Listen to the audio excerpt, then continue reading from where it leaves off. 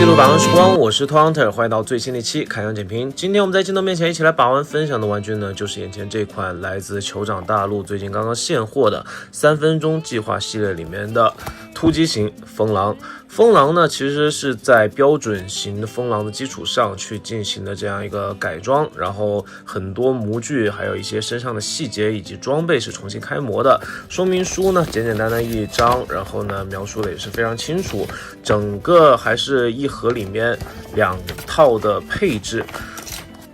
2套拼完大概需要花你差不多1个小时出头的时间，不做任何渗线的这样一个情况下，这一次有几大升级的部分。一个是手型方面是全新规的一个造型呢，有了非常多的类似于指挥手型、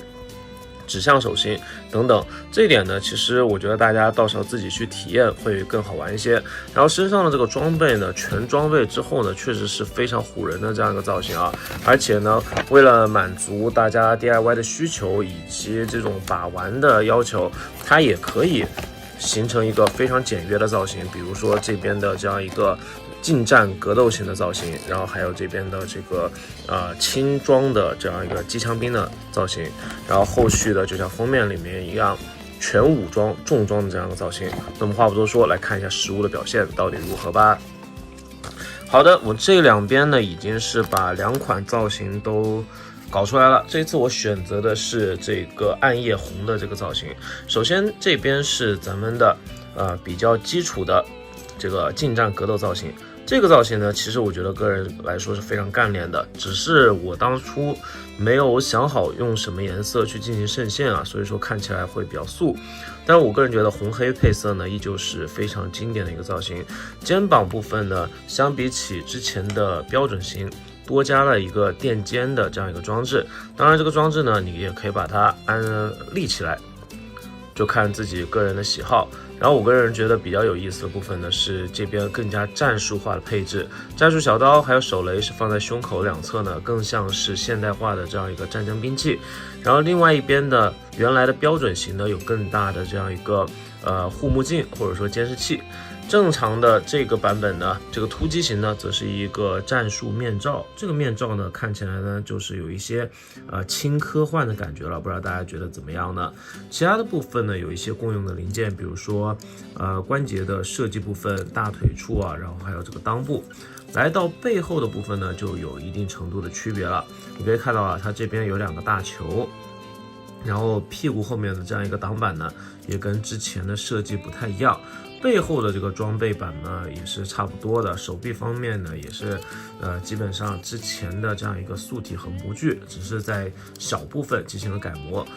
我知道大家不一定会就是每一款这个头雕都喜欢啊，但是呢，因为关节都是通用的，所以说可以进行换头的处理。可动性方面，我们简单的来玩一下啊。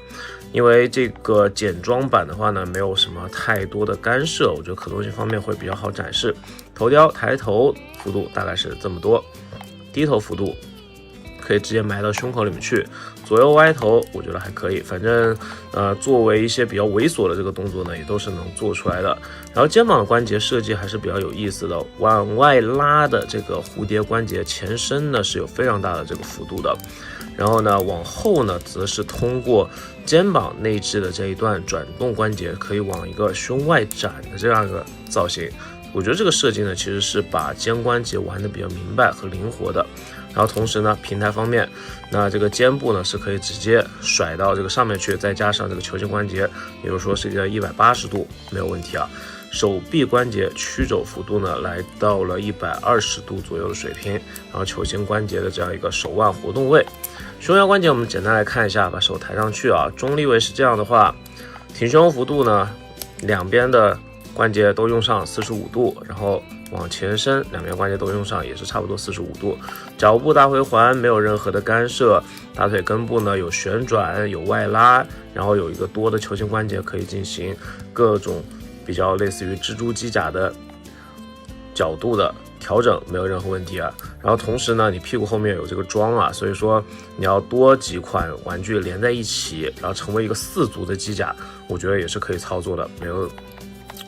比如说像这个样子啊，把它屁股后面连在一起，这2款机甲就直接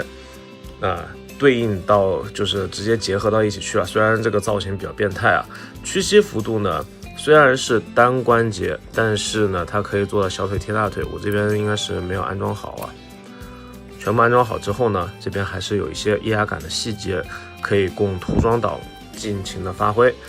然后脚部的这个接地是一个类似于雪橇的这样一个脚底板，左右前后幅度都是非常大的，个人觉得是相当不错。不知道大家觉得这一款的基础素体的可动性到底怎么样呢？反正下面留言区跟我一起讨论分享啊。然后再就是咱们的这个全装备版本，全装备版本就比较有意思了。我们简单看一下这次身上的装备，前面的这个弹夹部分呢，它是可以通过一整个类似于裙甲的设计，就连接到了这个后面背后的2个球形关节，而且这个球形关节呢还可以上下的波动，是比较灵活的，也不会影响到它的这个踢腿的幅度，因为可以避让。但是如果你喜欢这种固定的这个造型，这边的这个凸起呢，也可以根据前边2个洞那进行这个凸起和凹槽的结合啊。我觉得是比较灵活的设计，然后同时呢，这种连接零件呢，可以把目前不握持在手型上面的一些枪械全部都给挂载上去，我觉得这个设计是非常贴心的。胸口方面，我依旧是装备了手雷和这边的战术军刀，然后你可以看到啊，在这个大腿甲的部分呢，又多